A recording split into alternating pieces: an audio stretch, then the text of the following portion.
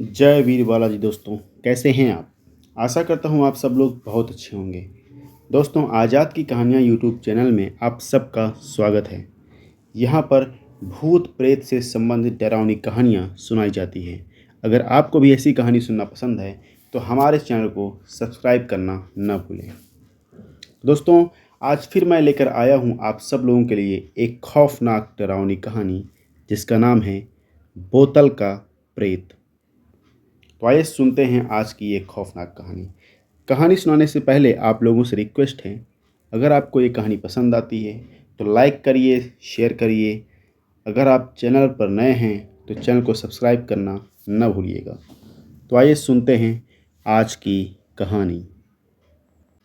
किम हवाई द्वीप का रहने वाला था। वो हिमाको के इलाके में कुछ दिनों तक एक वेल बोट पर काम करने के बाद जहाज़ पकड़कर सैन फ्रांसिस्को अमेरिका चल दिया था। सैन फ्रांसिस्को एक खूबसूरत पहाड़ी इलाके का शहर है। उस पहाड़ी इलाके पर खूबसूरत महल जैसे मकान बने हुए थे। एक दिन किम उस पहाड़ी पर सैर करने के लिए निकला हुआ था और उन बड़े बड़े मकानों की सुंदरता को निहार रहा था कि उन घरों में रहने वाले कितने खुशकिस्मत हैं। फिर वो एक मकान के सामने से गुजरा जो दूसरों के मुकाबले में कुछ छोटा मगर खूबसूरती में उनसे बड़ा था। उसकी सीढ़ियाँ चांदी की तरह चमक रही थीं। बाग भी खूबसूरत फूलों से भरा हुआ था। किम चलते चलते ठिठक गया था और मकान की खूबसूरती को निहार रहा था। उसी वक्त उसके सामने वाली खिड़की खुली और खिड़की में से किसी ने बाहर झांका था। यह गंजे सिर और खसखसी दाढ़ी वाला एक अधेड़ उम्र का आदमी था जिसके चेहरे पर गम के भाव थे। उसने एक गहरी सांस छोड़ी और किम को यूं लगा जैसे बूढ़े ने उसे ईर्ष्या से देखा हो। फिर दोनों की नज़रें मिली तो बूढ़े ने होठों पर हल्की सी मुस्कुराहट फैलाई और गर्दन हिलाई। किम ने महसूस किया जैसे बूढ़े ने उसे अंदर आने का इशारा किया हो। थोड़ी ही देर बाद मकान का दरवाज़ा खुला था और वही अधेड़ आदमी उसके सामने आ खड़ा हुआ था। यह एक बहुत खूबसूरत मकान है, उस शख्स ने कहा था। आओ मैं तुम्हें अंदर से दिखा दूं। उसने फिर एक गहरी सांस ली थी। फिर किम ने सारे घर को देखा था। यह भवन निर्माण कला का एक अद्वितीय नमूना था। बेशक यह बहुत खूबसूरत मकान है, किम ने टिप्पणी की थी। काश मेरे पास भी कोई ऐसा ही मकान होता तो कितना अच्छा होता। रुककर उसने उस अधेड़ शख्स की तरफ देखा और बोला, मगर मैं देख रहा हूं कि आप बहुत उदास से हैं। कुशल मंगल तो है। तुम चाहो तो तुम्हें भी ऐसा मकान मिल सकता है। बूढ़े ने उसका सवाल गोल करते हुए कहा, क्या तुम्हारे पास थोड़ी बहुत रकम है। मेरे पास मुश्किल से $50 होंगे। भला इतने में इतना खूबसूरत मकान कहाँ मिलेगा।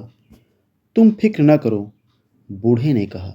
यह रकम कम नहीं है। अच्छा, तो इन दामों में यह मकान मिल सकता है। किम ने हैरत से पूछा। नहीं, बूढ़े ने कहा, मैं मकान की नहीं, बोतल की बात कर रहा हूँ।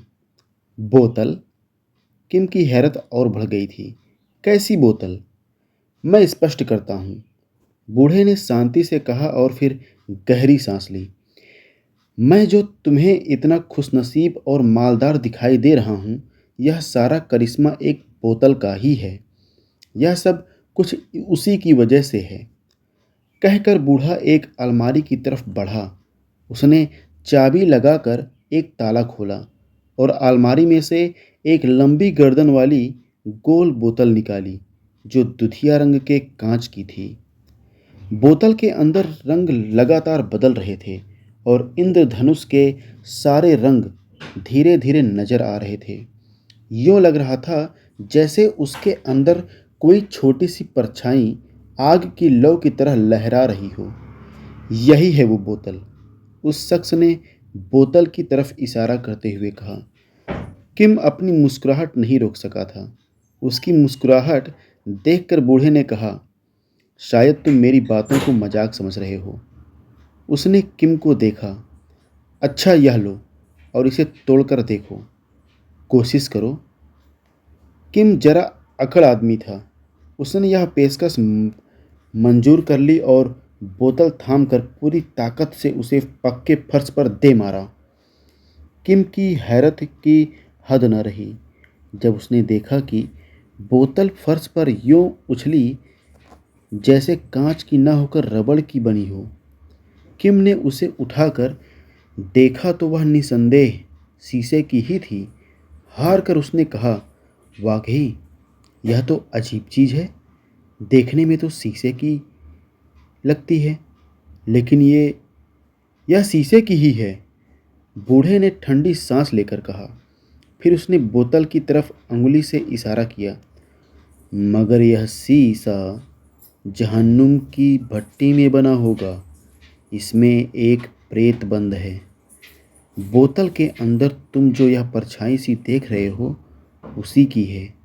जो शख्स इस बोतल को खरीदता है, यह पिशाच उसका गुलाम बन जाता है और फिर उस बोतल का मालिक जो कुछ भी चाहे, धन दौलत, मकान, दुकान, शोहरत, औरत, सब कुछ उसे मिल जाता है। सिर्फ इच्छा करने की ही ज़रूरत होती है। यह बोतल फ्रांस के नेपोलियन के हाथ लग गई थी और वो एक मामूली सिपाही से फ्रांस का बादशाह बन गया था। मगर उसने उसे बेच दिया था, इसलिए उसका पतन भी हो गया था।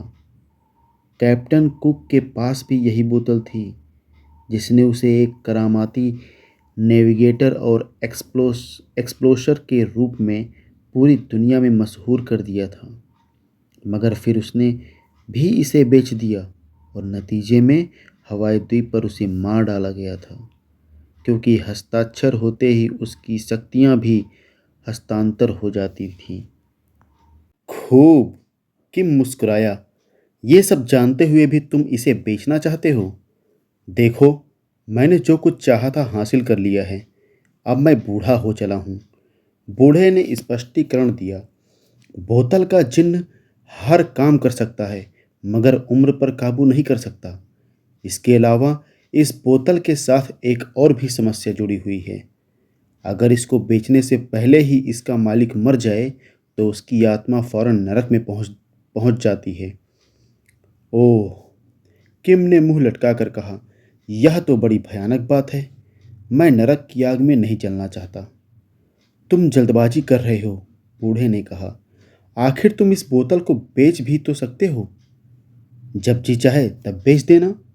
मैं भी तो वही कर रहा हूँ। तब तुम्हें नरक की आग में नहीं जलना पड़ेगा। तब तुम अपनी बाकी जिंदगी अच्छी तरह गुजार सकोगे। किम ने थोड़ी देर सोचा और कहा, सर, मेरे दिमाग में एक दो बातें अभी भी खटक रही हैं। उसने बूढ़े की तरफ देखकर कहा, पहली तो यह कि आप न जाने क्यों बार बार ठंडी आहें भर रहे हैं। दूसरी यह कि आप इतनी कीमती बोतल को इतने कम दामों में बेचने को तैयार क्यों हैं। मैं बताता हूँ तुम्हें, बूढ़े ने शांति से कहा। दरअसल मैं समझता हूँ कि अब मैं किसी दिन भी मर सकता हूँ।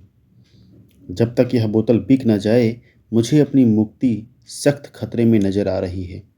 इसलिए मैं उदास रहता हूँ।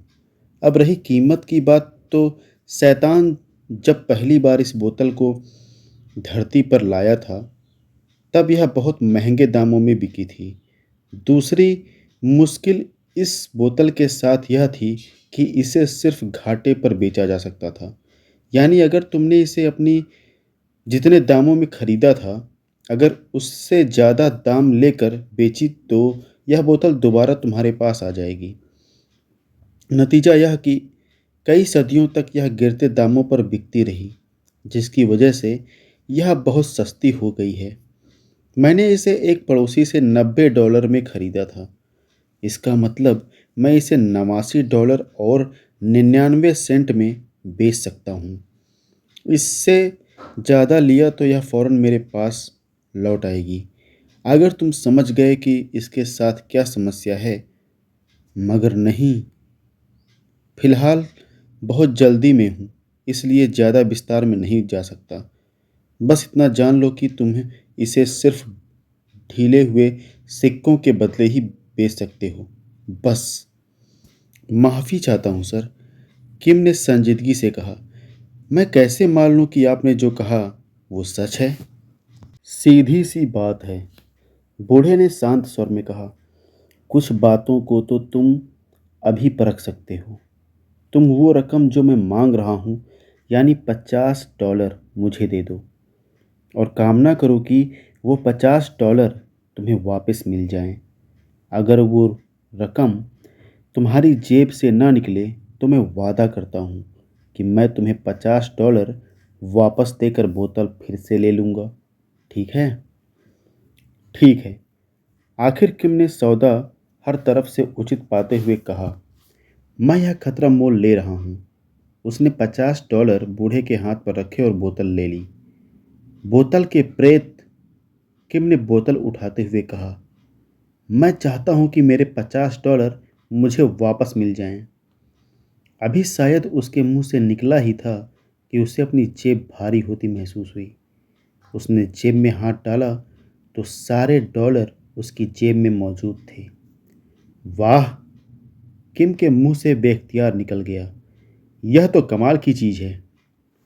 अचानक बूढ़े का दोस्ताना स्वर व्यवहार एकदम बदल गया। उसने एकदम शुष्क लहजे में कहा, अच्छा मिस्टर, बस अब तुम चलते फिरते नजर आओ। नहीं, किम ने झल्ला कर कहा, तुम अपनी बोतल वापस लो। मैं यह सौदा नहीं कर सकता। अब कुछ नहीं हो सकता। बूढ़े ने अप्रियता से किम को देखा। तुम बोतल खरीद चुके हो, अब चुपचाप यहाँ से चलते बनो। बूढ़े ने घंटी बजाकर अपने नौकर को बुलाया, जिसने किम को बाहर का रास्ता दिखा दिया। किम सड़क पर पहुंचा तो बोतल उसके हाथ में दबी हुई थी और वो सोच रहा था, सौदा तो हो चुका है, अब मुझे क्या करना चाहिए? हो सकता है बूढ़े ने मुझे कोई धोखा दिया हो। तब उसने जेब से रकम निकाल कर गिनी। ये पूरे $50 थे। बहुत बढ़िया, वो बड़बड़ाया। अब मुझे कुछ और अंदाज लगाना चाहिए। उस वक्त वो गली खाली थी, वहाँ कोई भी नहीं था। हालांकि यह दोपहर का वक्त था। किम ने एक तरफ दिखाई दे रहे गटर में वो बोतल उछाल दी और हाथ झाड़ता हुआ, उसकी दाईं जेब कुछ भारी हो गई है। उसने जल्दी से जेब पर हाथ मारा तो मालूम हुआ कि वह बोतल उसमें घुसी हुई थी। बोतल की गर्दन जेब से बाहर झांक रही थी। ओ मेरे खुदा! किम के मुंह से निकला। इसका मतलब बूढ़े की बातें गलत नहीं थीं। किम चलता हुआ एक दुकान में दाखिल हो गया। वहां से उसने एक स्क्रू ड्राइवर खरीदा जिससे बोतल का कार्क खोला जा सकता था।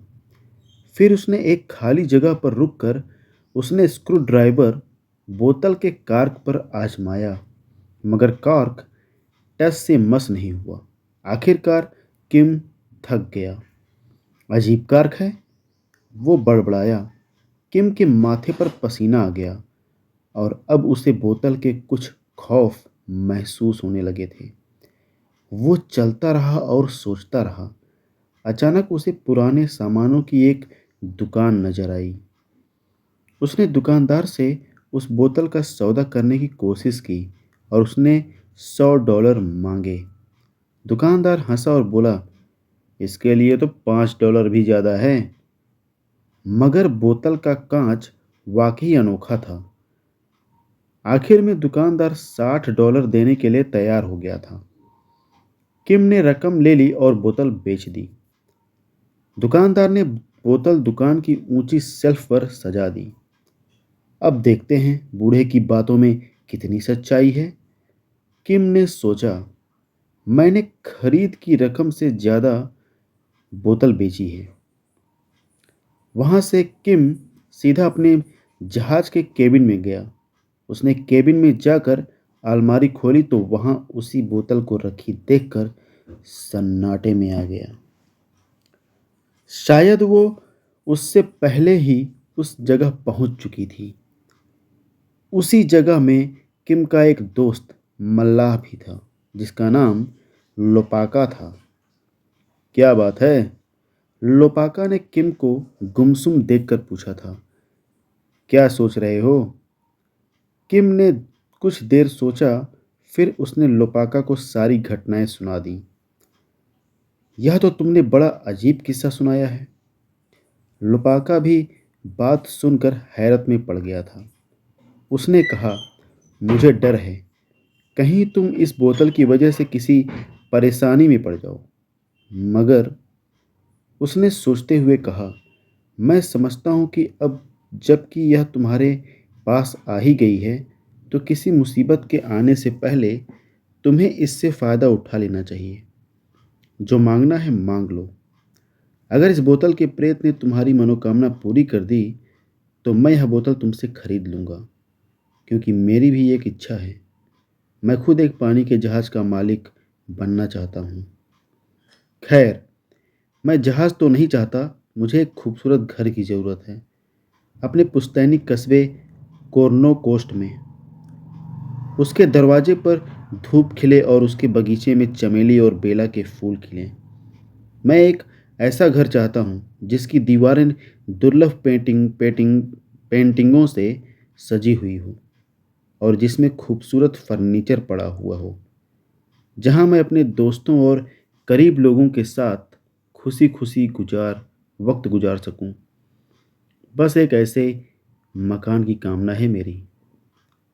ठीक है, लोपाका ने कहा, हम इस बोतल को वापस हवाई द्वीप लिए चलते हैं। वहाँ अगर तुम्हारी मकान वाली इच्छा पूरी हो जाती है, तो मैं तुमसे यह बोतल फौरन खरीद लूँगा। दोनों इस बात पर सहमत हो गए थे। जल्दी ही जहाज ने होनोलुलु का सफ़र तय कर लिया और वो बोतल समेत जब अपने देश में जहाज पर से उतरे, तो किम के स्वागत के लिए वहाँ उसका एक रिश्तेदार मौजूद था। उसने बिसुरते हुए कहा था, तुम्हारे चाचा का देहांत हो गया है और उसका इकलौता बेटा समुद्र में डूब गया है। किम को बहुत दुख हुआ। उसे बोतल का कोई ख्याल नहीं था। अलबत्ता लोपाका सोच रहा था। जब किम का दुख कुछ कम हुआ, तो उसने किम से कहा, क्या ख्याल है तुम्हारा? तुम्हारे स्वर्गीय चाचा के पास काफ़ी ज़मीनें थीं। क्या मैं गलत कह रहा हूँ? नहीं, यह ज़मीनें यहाँ नहीं बल्कि पहाड़ी इलाके होनोलिया में हैं, किम ने बताया। चलो वहीं सही, लोपाका बोला। और उनका इकलौता बेटा भी मर चुका है। मैं समझता हूँ कि उनकी जायदाद के वारिस अब तुम ही हो। हाँ, किम ने गहरी सांस लेकर कहा। देखो, लोपाका ने अचानक सरसराते लहजे में कहा, मेरा ख्याल है कि यह उसी बोतल वाले प्रेत का करिश्मा है। तुम्हारा मकान वहाँ बन सकता है। यह तुम क्या कह रहे हो? किम ने दुख भरे लहजे में कहा, यह कितना बुरा तरीका है कि मैं उसके चक्कर में अपने रिश्तेदारों से हाथ धो रहा हूँ। वैसे तुम्हारा कहना ठीक है। मैं ख्वाबों में अपना मकान वहीं पर देखा था। तो फिर बेहतर हो कि तुम अपने चाचा के वकील से मिल लो, लुपाका ने कहा। जब वो दोनों वकील के पास गए, तो उन्हें पता चला कि अचल जायदाद के अलावा मोटी रकम भी विरासत में छोड़ी थी। लुपाका ने किम के कान में कहा, देखा, मकान के लिए रकम भी आ गई है। तो क्या तुम मकान बनवाने वाले हो? वकील ने उसकी बात सुनकर पूछा। फिर कहा, अगर ऐसा है तो मैं तुम्हें एक ऐसे आदमी से मिलवा दूंगा जो मकान बनाने में माहिर है। वो मशहूर आदमी है, मगर इधर नया नया आया है। यह रहा उसका कार्ड। कमाल है, लोपाका हैरत से बोला। यूँ लगता है जैसे सारा प्लान ही बना रखा है। अब उस पर काम शुरू कर देना चाहिए। इंजीनियर ने किम के सामने कई नक्शे फैला दिए थे और कहा, तुम्हें मकान में नयापन चाहिए, जरा इन्हें देखो। किम पहले ही नक्शे को देखकर उछल पड़ा और बोला, अरे, यह तो वही है, बिल्कुल मेरे सपनों का महल। उसके बाद किम ने उसे कुछ बातें बताईं। इंजीनियर ने उसे मकान की लागत बताई और यह अजीब बात थी कि यह उतना ही रकम था जितना उसको विरासत में मिली थी। किम और लोपाका ने एक दूसरे को देखकर सिर हिलाया। बात साफ है, किम ने कहा, कि यह शैतानी चक्कर है। मुझे इस चक्कर से किसी फ़ायदे की उम्मीद नहीं, लेकिन मकान तो अब लेना ही होगा। उसके बाद मैं बोतल से कुछ नहीं मांगूंगा। सारी कागजी कार्यवाही पूरी करने के बाद किम और लोपाका ऑस्ट्रेलिया की तरफ रवाना हो गए। मकान बनाने का सारा काम उन्होंने इंजीनियर पर छोड़ दिया था। उनका सफ़र मज़े से चल रहा था। इस दौरान किम ने पूरी कोशिश की कि वो किसी नई इच्छा को मन में ना पनपने दे। वो बोतल के शैतान का कोई और एहसान नहीं लेना चाहता था। जब वो ऑस्ट्रेलिया से लौटे तब तक मकान बन चुका था। यह मकान पहाड़ी के पास में था और समुद्र से दिखाई देता था। उस पर हर वक्त बादलों के टुकड़े तैरते रहते थे। इर्द गिर्द के जंगल अपनी घटा बिखेर रहे थे।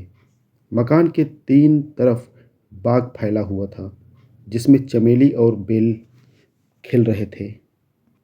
यह मकान 3 मंजिला था। इसमें बड़े बड़े चैम्बर और बालकोनियाँ थीं। उसकी खिड़कियों के शीशों से चांदनी फूटती थी और बढ़िया किस्म का फर्नीचर रखा हुआ था। दीवारों पर कीमती पेंटिंग्स लटक रही थीं। मकान को अच्छी तरह देखने के बाद किम और लोपाका बाहर आ बैठे। लोपाका बोला, इस मकान की तारीफ शब्दों में नहीं की जा सकती। हाँ, यह मेरे ख्वाबों का घर है। किम मुस्कुराया। ठीक है, लोपाका ने कहा, यह तमाम बातें स्वाभाविक लगती हैं, मगर चूंकि मैं बोतल खरीद रहा हूँ, इसलिए मुझे और सबूत चाहिए। हो सकता है इस सब में बोतल का कोई हाथ ना हो। नहीं, किम ने इनकार में गर्दन हिलाई। मैं अब और कोई इच्छा नहीं करना चाहता। मैं इच्छा के लिए नहीं कह रहा। मेरा मतलब है, क्या तुम मुझे बोतल का भूत दिखा सकते हो? दिखा सकता हूँ, किम ने कहा, मगर इसमें एक ही खतरा है कि अगर वो भूत या प्रेत ज़्यादा ही भयानक हुआ तो तुम इस सौदे से मुकर भी सकते हो। नहीं किम, लोपाका जल्दी से बोला, मैं बात का धनी हूँ और रकम भी मेरे पास है। ठीक है। किम ने बोतल निकाली और उसमें देखकर बोला, महाराज, जरा अपनी शक्ल हमें दिखा दो। उसी क्षण बोतल में एक साया प्रकट हुआ और अगले ही क्षण गायब हो गया। दोनों मुंह खोले रह गए थे। जब दोनों संभले तो लोपाका ने रकम निकाली और बोला, मैं खरा आदमी हूँ और बात का सच्चा, इसलिए मैं यह बोतल खरीद रहा हूँ, वरना मुझे तो यह मनहूस लग रही है। खैर, अब मैं अपनी जहाज का मालिक बनने की इच्छा पूरी करूँगा। इसके बाद यह बोतल बेच दूँगा। मुझे तो इस भूत की सूरत ही बड़ी घृणित महसूस हुई थी। तुम ठीक कह रहे हो। आज रात मुझे मुश्किल से ही नींद आएगी। खैर, तुम बोतल लो और जाओ। किम ने कहा, मुझे मालूम है, अंधेरे की वजह से रास्ता चलना मुश्किल होगा। इसके लिए मैं तुम्हें टार्च या लालटेन दे दूँगा और एक थैला भी। उसमें तुम बोतल रख सकते हो। मगर अब तुम चले जाओ और रात को होनीलिया में ही रहना। किम, अचानक लोपाका ने तीखे लहजे में कहा, यह तुम कैसी बातें कर रहे हो? मैंने जो कुछ किया, क्या उसका सिला यही है? तुम्हें मालूम है कि रात अंधेरी है और रास्ते में कब्रिस्तान भी है और फिर बोतल में एक भूत भी है। मगर तुम्हारी बातों के बाद मेरा रुकना ठीक नहीं। अच्छा, मैं चलता हूँ। उसके बाद लोपाका किम के घर से निकलकर सड़क पर पहुँच गया, जबकि किम अपने घर की बालकोनी से उसे घोड़े की टापों की आवाज़ सुन रहा था। वो दिल ही दिल में खुदा का शुक्रिया अदा कर रहा था कि उसने उस मनहूस बोतल से छुटकारा पा लिया था। उसके बाद किम अपने घर में आराम से रहने लगा था। ज़्यादातर वक्त वो सोने, खाने और आराम करने में गुजारता था। उसके मकान की प्रसिद्धि इलाके में दूर दूर तक फैल चुकी थी। उधर से गुजरने वाला हर आदमी उसे देखने जरूर आता था। यह मकान आसपास के इलाकों में शीश महल के नाम से मशहूर हो गया। वक्त गुजरता रहा। फिर एक दिन किम अपने एक रहने वाले दोस्त से मिलकर वापिस आ रहा था तो सड़क से उसने समुद्र के किनारे एक औरत को देखा। वो औरत सड़क की तरफ ही आ रही थी। किम ने अपना घोड़ा रोक दिया। इस दुर्गम पहाड़ी इलाके में और वाहन नहीं चल पाते थे। कोई पेट्रोल पंप भी नहीं था। लोग घोड़ों वगैरह का ही इस्तेमाल करते थे। तुम कौन हो? उसने अपने सामने खड़ी नौजवान औरत को मुखातिब किया था। मैं इस इलाके के करीब हर शख्स से वाकिफ़ हूँ। हैरत है कि मैंने तुम्हें पहले कभी नहीं देखा। मैं कोकोवा हूँ, कैसानो की बेटी, लड़की ने कहा। मैं यहाँ हाल ही में ओरोपो से आई हूँ। और तुम? किम घोड़े पर से उतर आया। मैं बताता हूँ। मगर पहले तुम यह बताओ कि तुम शादीशुदा हो। किम के जवाब पर लड़की हंसी और बोली, बेहतर हो कि यही बात पहले तुम बता दो। इसमें कोई हर्ज नहीं है। किम मुस्कुराया, मैंने अभी शादी नहीं की है। उसने कहा, मगर अब सोचने लगा हूँ। अच्छी लड़की, जरा बताना कि मैं तुम्हें कैसा लगता हूँ। किम के बेबाक पागलपन पर लड़की शर्मा गई और फिर उसने जमीन को घूरना शुरू कर दिया। देखो, अगर तुम चुप रही तो मैं इसे तुम्हारी सहमति समझूंगा और तुम्हारे फादर से मिलूंगा। लड़की ने कोई जवाब नहीं दिया और एक तिनका चबाती हुई चल पड़ी। किम भी उसके पीछे चलता हुआ उसके घर तक पहुंच गया। लड़की के बाप ने किम को देखा तो उसकी तरफ लपका और उसके नाम से उसे पुकारा। लड़की ने किम का नाम सुना तो चौंक कर उसे देखा, क्योंकि किम के मकान की मशहूरी तो वह भी अच्छी तरह वाकिफ थी। किम को अपने घर में पाकर कोकोवा को बहुत खुशी हुई। फिर पूरा दिन दोनों ने साथ ही गुजारा। किम ने कोकोवा के बाप से अपनी शादी की बात तय कर ली और जाते जाते उसने कोकोवा से कहा, कोकोवा, मैं तुम्हें तमाम बातें हरगिज़ नहीं बताना चाहता था। मुझे डर था कि तुम मुझे छोड़कर मकान में ज़्यादा दिलचस्पी लेने लगोगी। मैं जा रहा हूँ। क्या अब तुम मुझसे मिलना नहीं चाहोगी? वो दरअसल लड़की से प्यार का इजहार करवाना चाहता था। यह तुम क्या कह रहे हो? कोकोवा ने हैरत से उसे देखा। किम जब लौटा तो वह बहुत खुश था। वो देर तक अपने शीश महल में गुनगुनाता रहा और उसका चीनी नौकर उसे हैरत से देखता रहा कि आज उसका मालिक न जाने क्यों खुश है। यह ज़िंदगी कितनी हसीन है, उसने खुद से कहा। आज मैं अच्छी तरह अपने कमरे में उजाला करूँगा और महकाऊँगा और आज खूब अच्छी तरह नहाकर अपनी आज की रात सुहाग रात के कमरे में गुजारूँगा। जब बाथरूम का पानी गर्म हो गया और चीनी नौकर के बाहर आने के बाद दरवाज़ा बंद हो गया, तब भी नौकर ने उसके गुनगुनाने की आवाज़ सुनी थी। फिर अचानक गुनगुनाहटें रुक गईं। चीनी नौकर ने सोचा शायद मालिक कपड़े उतार रहा होगा, मगर जब उसके बाद भी सन्नाटा ही छाया रहा तो नौकर ने पुकार कर पूछा, मालिक, क्या आप ठीक हैं? हाँ, अंदर से जवाब आया। चीनी नौकर ने बाद में भी गुनगुनाहटें सुनी, मगर उसने यह भी देखा कि उसका मालिक तमाम रात बालकोनी में टहलता रहा है। इन बातों की एक खास वजह थी। किम ने जब नहाने के लिए कपड़े उतारे थे तो उसे अपनी त्वचा पर एक दाग नजर आया था। यह एक सफ़ेद सफ़ेद सा दाग था। वो क्षण था जब गुनगुनाहटें एकदम दम तोड़ गई थीं, क्योंकि दाग की बीमारी उसकी समझ में आ गई थी। यह श्वेत कुष्ठ की शुरुआत थी। श्वेत कुष्ठ एक ऐसी बीमारी थी जिसका रोगी घर में नहीं रह सकता था और उसके लिए तारकोट आमलाकाई के पहाड़ों में जाना जरूरी हो जाता था, जहाँ बहुत से कोढ़ी लोग गुफाओं में रहते थे। इसी बात से वो दहल उठा था। ऐसी बीमारी, वो भी ऐसे मौके पर जबकि वो कल ही अपनी प्रेमिका से मिला था।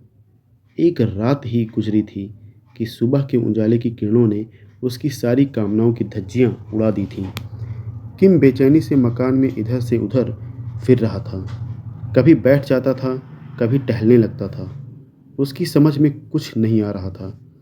आखिरकार मैंने कौन सा गुनाह किया है जिसकी मुझे यह सज़ा मिल रही है?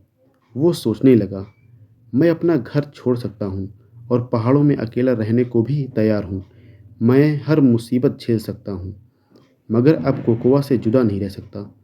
मेरा दिल इसी बात पर खून के आंसू रो रहा है। किम वाकई ऐसा ही आदमी था। वो चाहता तो अपने मकान में बरसों रह सकता था, कम से कम उस वक्त तक तो ज़रूर ही, जब तक कि उसकी बीमारी का राज न खुलता।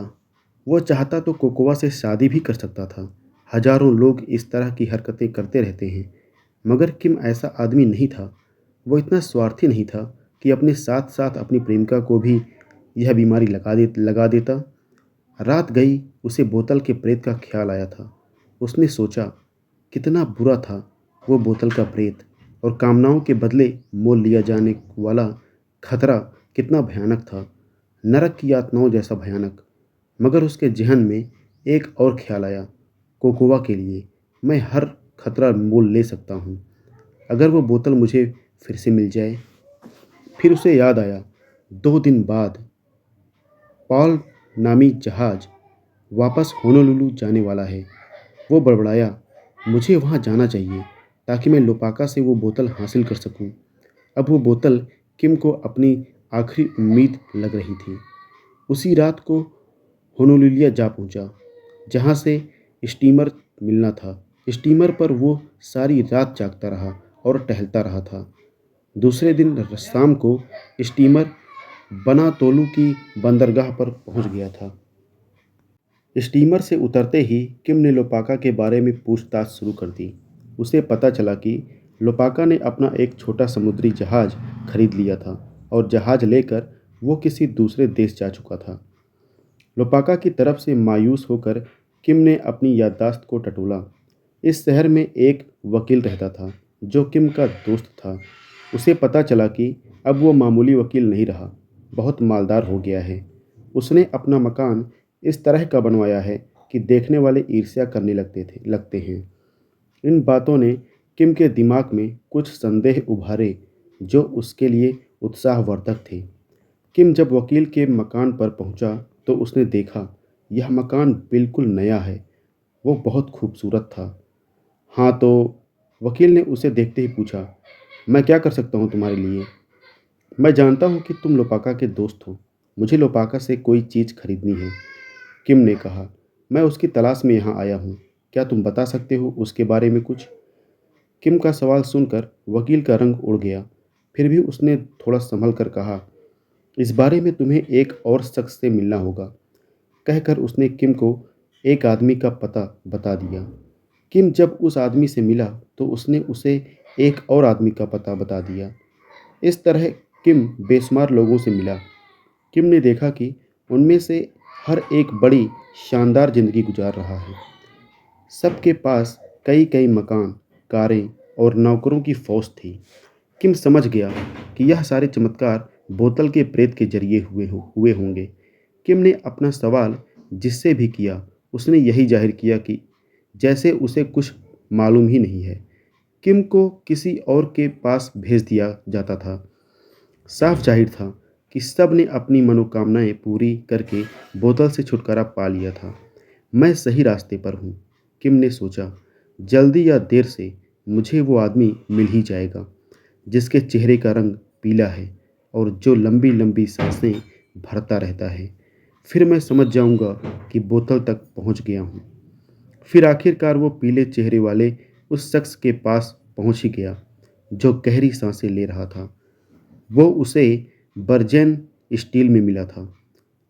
यह एक नौजवान आदमी था और जवान उम्र के बावजूद उसके चेहरे पर फिक्र के बादल छाए हुए थे। वो बीमार लग रहा था। किम उसे देखते ही समझ गया कि बोतल तक पहुंच गया है।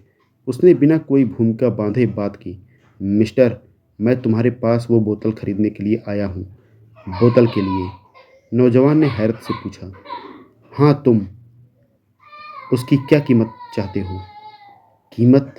नौजवान ने शराब का गिलास मुंह से लगाया। क्या तुम्हें नहीं मालूम? मालूम होता तो पूछता क्यों? किम ने कहा। उसकी कीमत? अब तो उसकी कीमत बहुत गिर चुकी है। मुझे मालूम है, तुमने जो कीमत दी थी उससे कम पर ही उसे बेचा होगा। यही तो मुश्किल है। नौजवान ने परेशान लहजे में कहा। तुमने उसे कितने में खरीदा था? मेरे दोस्त, सिर्फ 2 सेंट में। कोई सोच सकता है? 2 सेंट? खुद किम भी हैरान रह गया। उसका अपना रंग भी उड़ गया था। ओह, इसका मतलब तुम सिर्फ 1 सेंट में ही बेच सकते हो? मगर उसके बाद? किम ने घबरा कर कहा। ओह, मैं समझ गया। उसके बाद जो भी खरीदेगा। उसने जुमला अधूरा छोड़ दिया। किम समझ गया था कि अब वो जो शख्स भी बोतल खरीदेगा फिर उसे कभी नहीं बेच पाएगा। फिर यह भी यकीन था कि उसे मरने के बाद उसकी आत्मा फौरन जहन्नुम पहुंचा दी जाती, जहां वो आग में जलता रहता। किम सख्त कसमकस में था। एक तरफ जहन्नुम की आग थी तो दूसरी तरफ कोकोवा की सुंदरता और उसका छलकता हुआ यौवन था। उसने एक फैसला करते हुए सिर उठाया ही था कि नौजवान ने लपक कर उसके हाथ थाम लिए और गिड़गिड़ाया, मेरे दोस्त, खुदा के लिए तुम उसे खरीद लो और मुझे बचा लो। किम तो एक फैसला कर ही चुका था। उसने गंभीर लहजे में कहा, मैं यह बोतल खरीद रहा हूँ, तुम बोतल मुझे दे दो। उसने नौजवान के हाथ पर 1 सेंट रख दिया। बोतल हाथ में थाम कर किम ने फौरन ही कामना की कि उसका शरीर कोढ़ के धब्बों से साफ हो जाए। फिर जितनी जल्दी मुमकिन हो सका किम अपने घर की तरफ चल पड़ा। अपने घर पहुंचकर वो सीधा कमरे में गया। उसने कपड़े उतार फेंके, फिर आईने के सामने जाकर अपने शरीर पर भरपूर निगाह डाली। खुशी से उसकी आंखें चमक उठीं। उसकी समस्या हल हो चुकी थी। उसकी त्वचा बिल्कुल साफ और स्वस्थ हो चुकी थी। वहाँ कहीं भी कोई दाग नहीं था। काफ़ी देर तक तो उस पर खुशी छाई रही, फिर वो एकदम उदास हो गया। बोतल खरीदकर वो एकदम शैतान के चंगुल में आ गया था और उससे बच भागने का उसके पास कोई रास्ता नहीं था। सोचते सोचते उसकी आंख लग गई। सुबह वो कोकोवा के बाप से मिला और शादी की सारी रस्में पूरी करके वो अपनी बीवी कोकोवा को साथ लेकर शीश महल आ गया। उसमें कोई शक नहीं था कि कोकोवा किम के लिए खुशियों की सौगात लेकर आई थी।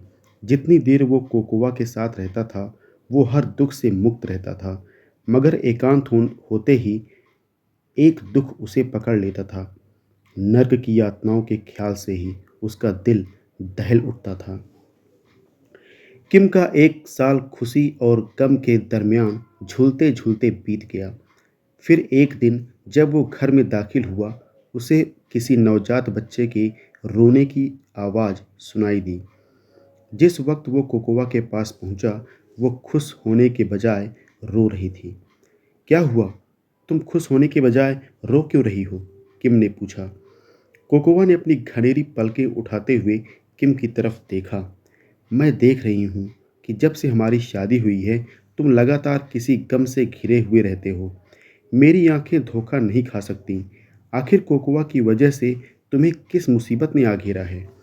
वो फिर रोने लगी थी। ओह! किम ने जल्दी से बढ़कर उसे बाहों में भर लिया और खुद भी सिसकने लगा। फिर उसने बोतल के बारे में सारी बातें बिना कतर ब्योत के कोकोवा को बता दीं।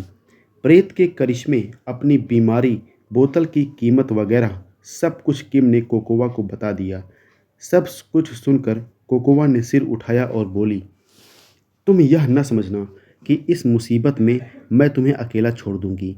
या तो मैं तुम्हें इस मुसीबत से निकाल लूंगी या फिर खुद भी तुम्हारे साथ डूब जाऊंगी। तुम्हारे डूब जाने से भी कुछ ना होगा कोकोवा।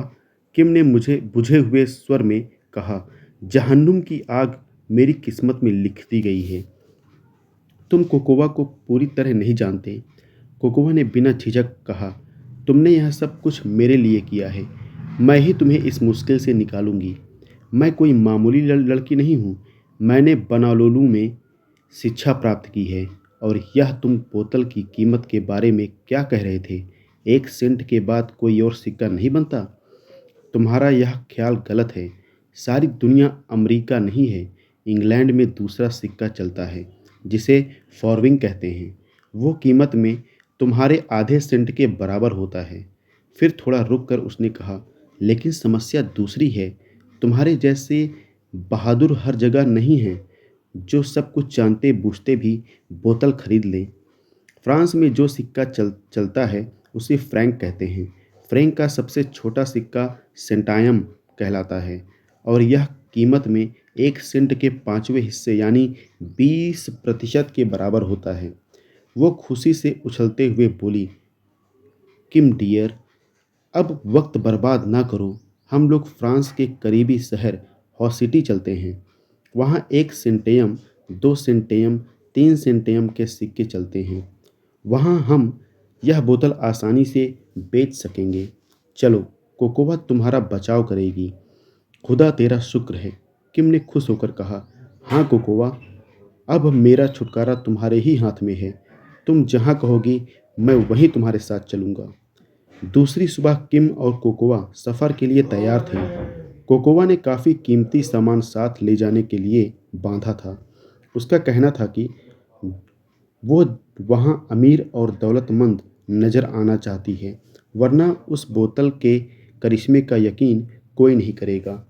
लेकिन किम के दिल से यह खतरा टल चुका था, मगर आशंकाएं समाप्त नहीं हुई थीं। बहरहाल, वो दोनों दृढ़ निश्चय के साथ सफ़र पर रवाना हो गए। वहां पहुंचकर उन्होंने ब्रिटिश में सुलेर के सामने एक मकान खरीद लिया। उन दिनों यह टापू फ्रांस के अधीन था और वहां फ्रांस का सिक्का चलता था। उनके लिए मकान खरीदना और मुश्किल काम नहीं था, क्योंकि बोतल उनके पास थी और वो पहले की तरह ही काम कर रही थी। जल्दी ही उन्होंने अपनी अमीरी का धाक वहां जमा दी। इसके साथ ही उन्होंने बोतल का मामला इधर-उधर फैलाना शुरू कर दिया। यह बहुत खतरनाक सौदा था और कोई आसान काम नहीं था। बहुत से लोग तो उस बोतल के बारे में सुनते ही हंसने लगते थे। उन्हें यकीन ही नहीं आता था कि कोई ऐसी करामाती बोतल भी हो सकती है। वो लोग बोतल की अहमियत को मान भी लेते थे। वो उसके सकारात्मक प्रभाव के बजाय नकारात्मक पहलू पर ज़्यादा गौर करते थे। इस तरह बोतल का मामला खटाई में ही पड़ा हुआ था। जैसे जैसे वो समस्या लंबी होती जा रही थी, दोनों मियाँ बीवी हिम्मत हारते जा रहे थे। वो दोनों बैठकर इसी विषय पर बातें करते रहते थे कि अगर यही स्थिति रही तो उनका क्या बनेगा।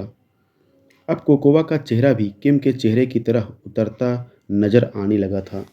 एक रात कोकोवा की आंख खुली तो उसने देखा कि किम बिस्तर पर मौजूद नहीं है। वो सोचते हुए उठी और किम की तलाश में चल पड़ी। आखिर वो कोकोवा को बाग में मिल गया। वो एक केले के पेड़ के नीचे बैठा हुआ था और रो रहा था। कोकोवा ने सोचा, बेचारा दिन के वक्त तो जब्त किए रहता है, रात के एकांत में इसके दुख फूट पड़ते हैं। कोकोवा किम के पास नहीं गई। वो किम को शर्मिंदा नहीं करना चाहती थी, मगर मैं इसके लिए क्या कर सकती हूँ। अपनी बेचारगी पर उसकी आंखें भर आई थीं। कुछ देर वो उसी हालत में खड़ी रही। फिर कुछ सोचकर उसकी आंखें चमक उठी थीं। प्यार बलिदान मांगता है और मैं यह बलिदान दे ही सकती हूँ। मुझसे अब यह हालत नहीं देखी जाती। फिर उसने घर में से कुछ सेंटायम के सिक्के निकाले और जेब में रखे। उसने यह सिक्के संभाल रखे थे। फिर वो घर से चल दी। वो थोड़ी दूर ही गई थी कि उसे किसी के खांसने की आवाज़ सुनाई दी। उस वक्त आसमान पर बादल छा जाने की वजह से चांद बादलों में छुप गया था।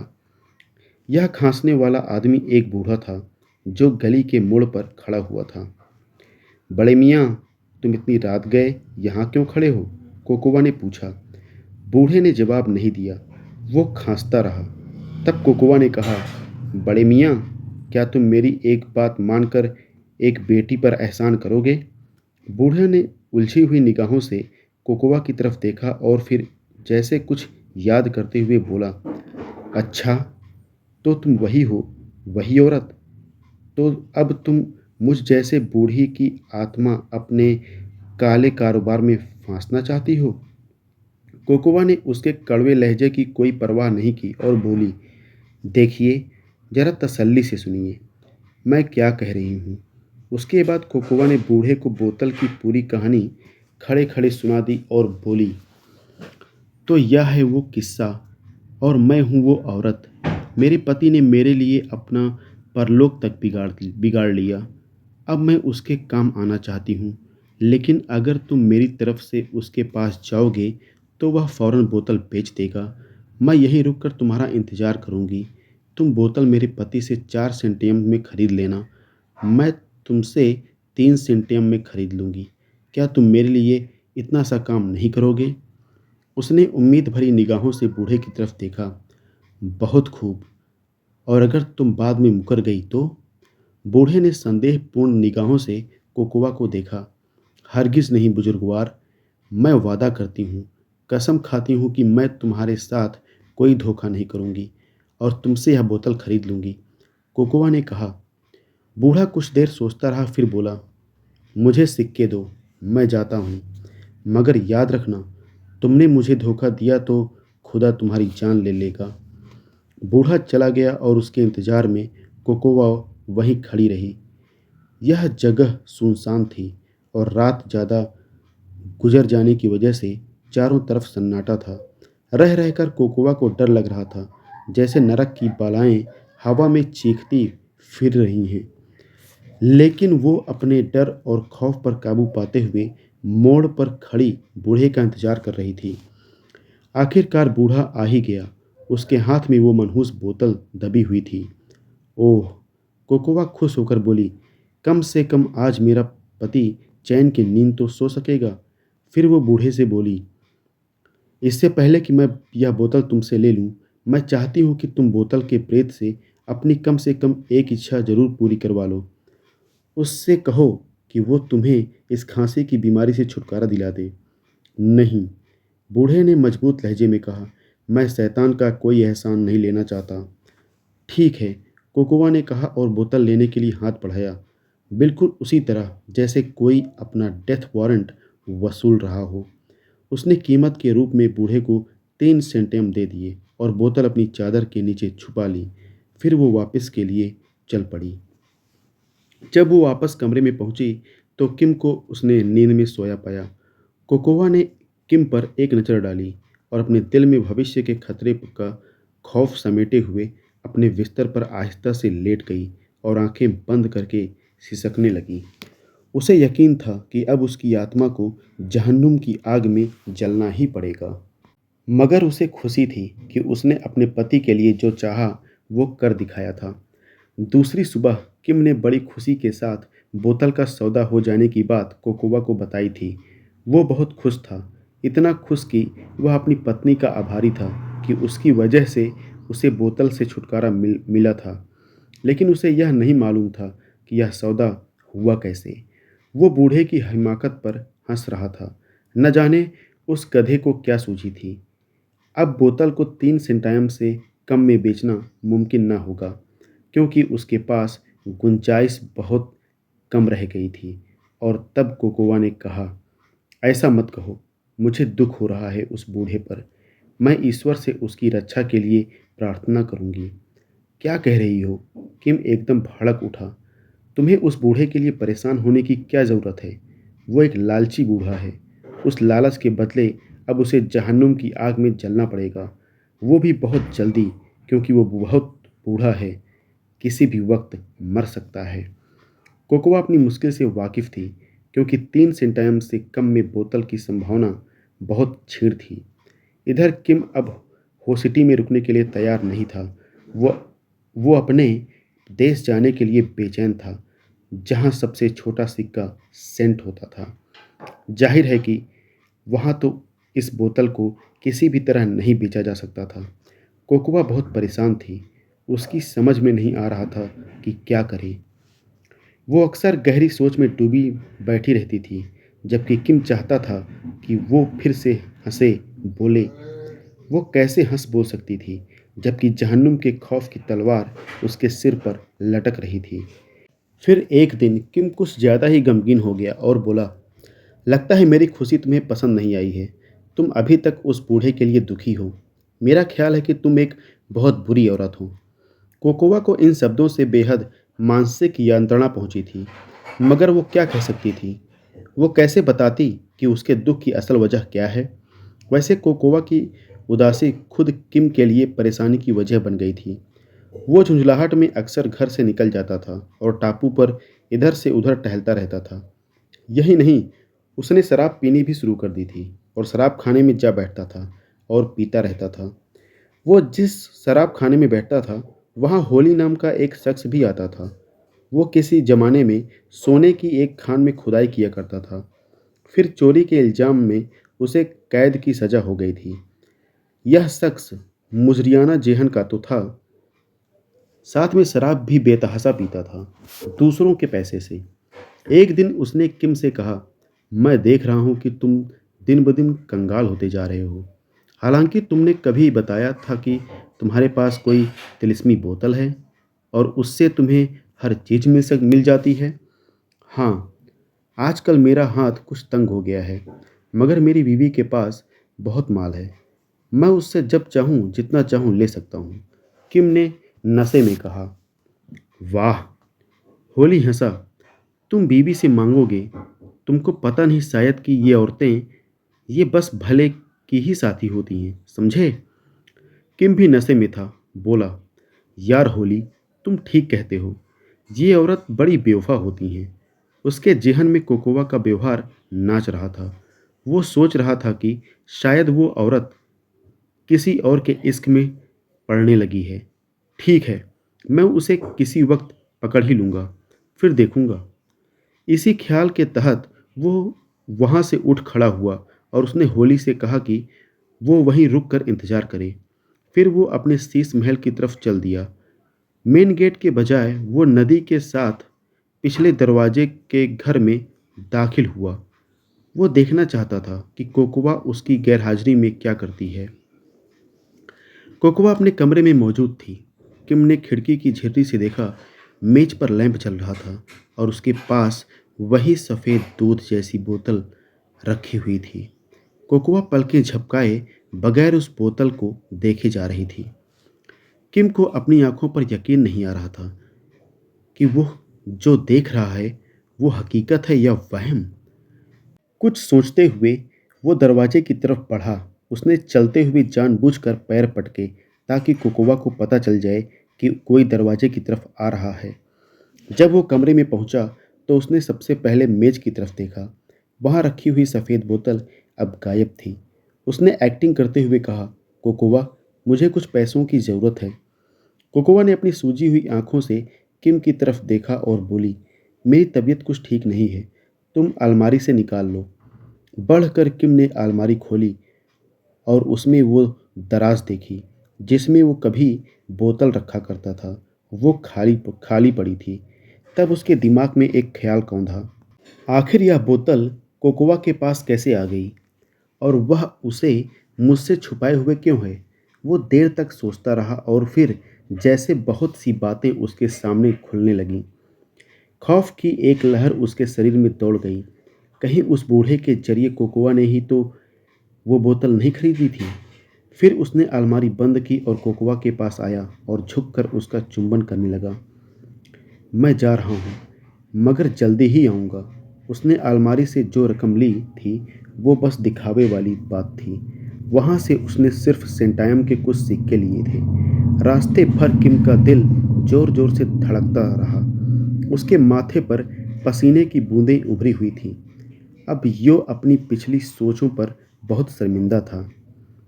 पीने पिलाने का उसका कोई इरादा नहीं था। उसने तय कर लिया था कि अपनी वफादार पत्नी के लिए फिर से जहन्नुम की आग का खतरा अपने सिर ले लेगा। शराब खाने पहुंचकर वो होली की मेज पर जा बैठा और उसने होली से कहा, मुझे बीवी से कोई पैसा नहीं मिला, अलबत्ता वो बोतल ज़रूर मेरी बीवी के पास है। अगर तुम उसे हासिल करने में मेरी मदद कर सको तो मैं तुम्हें बहुत सा इनाम दूंगा। वो कैसा होगा? होली ने पूछा। यह लो 2 सेंटायम, किम ने कहा। तुम इसी वक्त मेरी पत्नी के पास चले जाओ। तुम कीमत के रूप में ये सिक्के पेश करना। वो इनके बदले तुम्हें फ़ौरन बोतल दे देगी। उसके बाद मैं तुम्हें एक मोटी रकम इनाम में दूंगा। तुम उससे जी भर कर पी सकोगे। अच्छा? होली ने संदेह भरी नज़रों से उसे देखा और बोला, कहीं तुम मजाक तो नहीं कर रहे हो? नहीं, मैं बिल्कुल गंभीर हूँ, किम ने गंभीरता से कहा। बोतल लाने में तुम्हारा कुछ नुकसान है? बोतल मिल जाए तो तुम फौरन उससे अपनी एक इच्छा प्रकट करना। मुझे यकीन है कि बोतल का प्रेत तुम्हारी इच्छा ज़रूर पूरी कर देगा। अच्छा, अब जाओ। ठीक है, मैं जा रहा हूँ, होली बोला। अगर तुमने मुझसे धोखा किया तो जानते ही हो मैं कैसा आदमी हूँ। हाँ हाँ, मैं जानता हूँ, किम ने बेसब्री से कहा। अब तुम फौरन जाओ और बोतल ले आओ। किम शराब खाने में बैठकर इंतजार करने लगा। फिर उसे रोड पर होली आता दिखाई दिया। नशे में वो ऊंची आवाज़ में कोई गाना गाने की कोशिश कर रहा था। वो बहुत बेसुरी कोशिश थी। किम बाहर निकला। होली स्ट्रीम लैंप तक पहुंचकर रुक गया था। उसके एक हाथ में वो दुधिया रंग की बोतल दबी हुई थी। दूसरे हाथ में एक शराब की बोतल दबी हुई थी जिसमें से वो रह रहकर घूंट भर लेता था। तुम बोतल ले आए हो? किम ने उससे पूछा। दूर हटो, होली ने बोतल अपनी बास्केट की जेब में रख ली और जल्दी से बोला, बोतल मैं ले आया हूँ, मगर वो तुम्हें नहीं मिल सकती। कहकर वो शैतानी हंसी हंसा। तुमने ज़बरदस्ती की तो मैं तुम्हारा जबड़ा तोड़ दूंगा।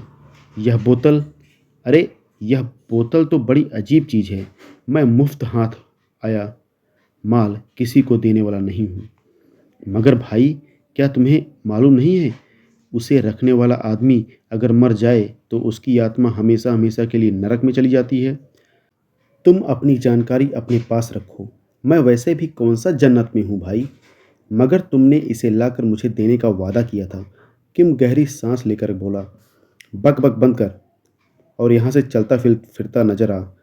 होली ने बोतल को शरीर से चिपकाते हुए कहा और खुद ही लड़खड़ाता हुआ चल दिया। किम को क्या ज़रूरत थी कि वो बोतल के लिए हाथ पैर मारता। यह तो बहुत अच्छी बात हुई थी। सारी समस्या ही हल हो गई थी। किम तेजी से घर के रास्ते पर चल दिया। वो जल्दी से जल्दी अपनी प्यारी पत्नी को यह खुशखबरी सुनाना चाहता था कि उन्हें हमेशा हमेशा के लिए उस मनहूस बोतल से छुटकारा मिल गया है। तो दोस्तों, कहानी यहाँ पर समाप्त हो गई है। अगर आपको ये कहानी पसंद आती है तो लाइक करिए, शेयर करिए, चैनल को सब्सक्राइब करिए। मिलते हैं अगली कहानी में, तब तक के लिए जय वीर बालाजी।